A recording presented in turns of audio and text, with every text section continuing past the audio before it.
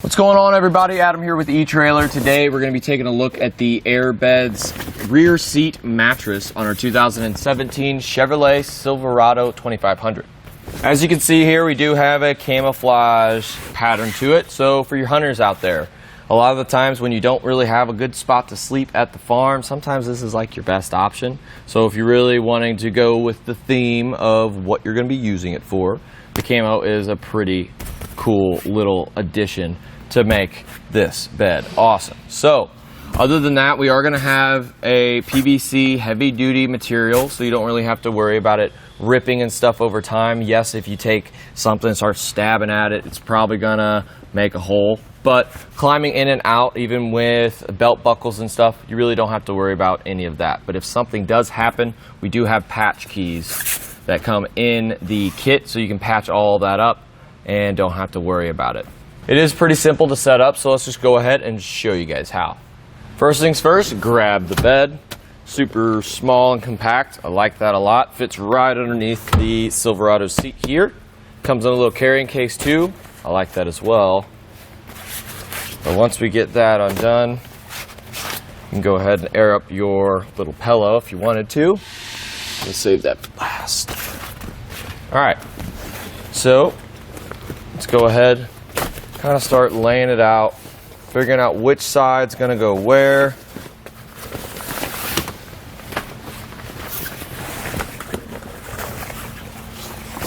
We are going to have one big section and another section is going to be a little bit smaller. So let's open all that up. What I suggest doing is taking the bottom section right here. It's going to be a little smaller. And whatever side you plan on pumping it up on, we're going to have that side facing whatever side you're on. Kind of just put that down and into place, kind of where you want it. And then we can go ahead and take our pump. So we just need a 12-volt DC outlet to charge this guy.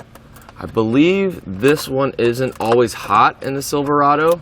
So what I'm actually going to go ahead and do is run it up front. We have plenty of cord, about 6 foot. So that should be plenty. So I'm going to run that up front and get to pumping this thing up. So we are going to get different tips with the pump. I'm just going to use this one right here.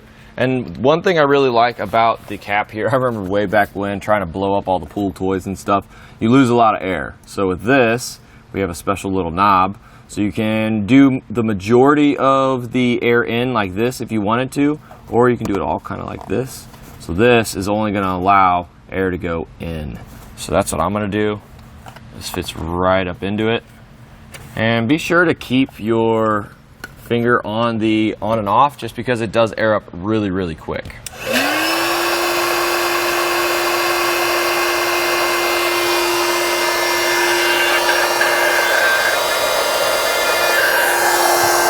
I always try to move it around while it's airing up.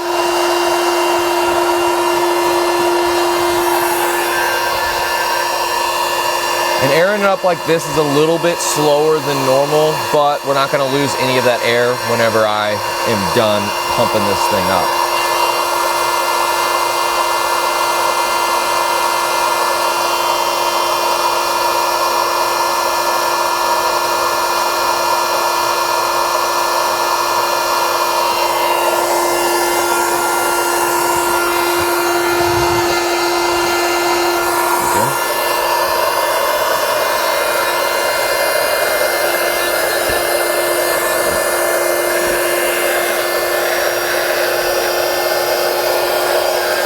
Close.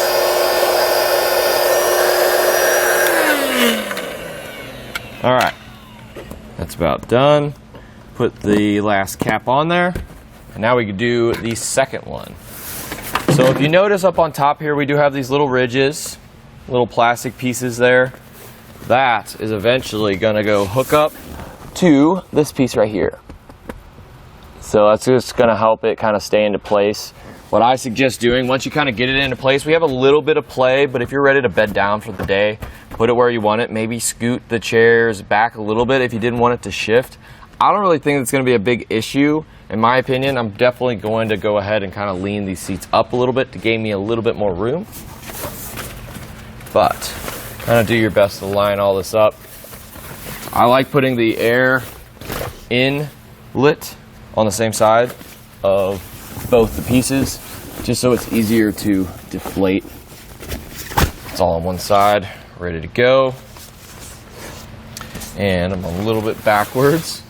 We do want to make sure we have those little plastic pieces lining up with the other plastic pieces. And once it's kind of laid out, I say just put air to it. It'll start forming really nicely. Same exact process as the other one. Pretty much, it's hiding from me. Right here, same exact cap and same exact rubber cap to go over that. So I'm going to go ahead, get this into position and pump it up. Just to make it a little easier on myself, what I'm going to do is actually connect these before I start airing them up, just because it might be a little hard to get under there. Pretty much it's going to go in the slot. I'm going to slide it back a little bit and it should lock into place.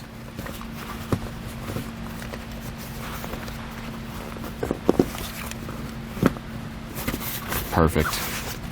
All right. Now, let's see how she airs up. When it comes to airing up fast, though, I think just for the sake of time, I'm going to go ahead and air up a majority of it with this cap.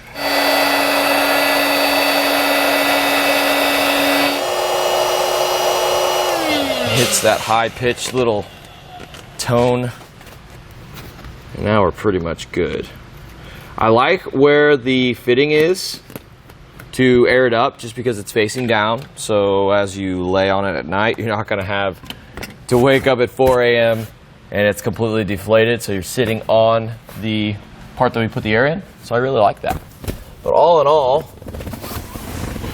I thought I was going to be shifting around and maybe sinking in this hole a little bit, but I'm really not. It's really not going to be for you really tall folk. I'm about 5'11" with boots, so I am hanging out quite a bit on that side, but this is going to be great for the kiddos, maybe even the doggo too, if you want them to have a comfy bed. But all in all, it's definitely comfy. I don't fall into the little crevice here, but it's definitely not going to be for you taller people out there. And that just about does it for a look at the AirBedz rear seat air mattress on our 2017 Chevrolet Silverado 2500.